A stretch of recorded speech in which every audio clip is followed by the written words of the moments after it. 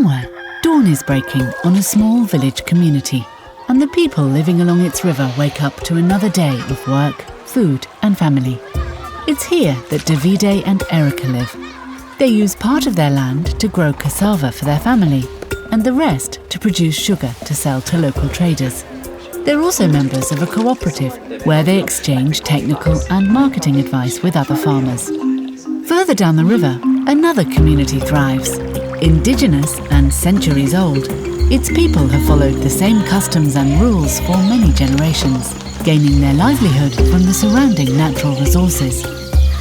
Meanwhile, in the capital, Sophia is arriving for work at her country's investment promotion agency. She evaluates proposals from investors from all over the world and selects those that best align with her country's development goals. Today, a new project has arrived on her desk. A foreign investor wants to establish a sugar plantation along the river where the two communities live. It will develop biofuels, both for export to Europe and to supply the national electricity grid. The communities could see more jobs, while local government collects valuable taxes and receives infrastructure improvements as the country moves closer to achieving its development goals. Projects like this excite Sophia, and while she's been trained to watch out for environmental risks, her recent experiences have taught her that there are other, more complex risks associated with allocating land for investments. Sophia knows that the government owns all the land and has the power to transfer ownership to investors, but she also knows the community has recognized land rights.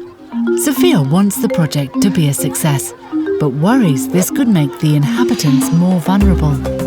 Will the two communities lose their homes and resources, be forcibly resettled? Or could the project even cause conflicts in and around the communities? Around the world, communities just like Davide's are missing out on potentially life-changing opportunities because of land tenure issues, and face being irreparably harmed if investors and governments get it wrong. Luckily, Sophia has learned about the Voluntary Guidelines on the responsible governance of tenure of land, fisheries and forest in a discussion group at her office, and how they provide guidance to recognise and protect people's tenure rights.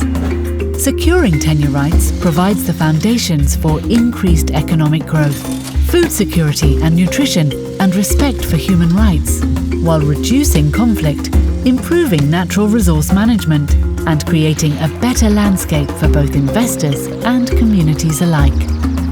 Sophia realises that if she works together with other stakeholders, they can use the voluntary guidelines to attract responsible agricultural investment that respects tenure rights, and everyone, local communities, the government and investors, can all benefit.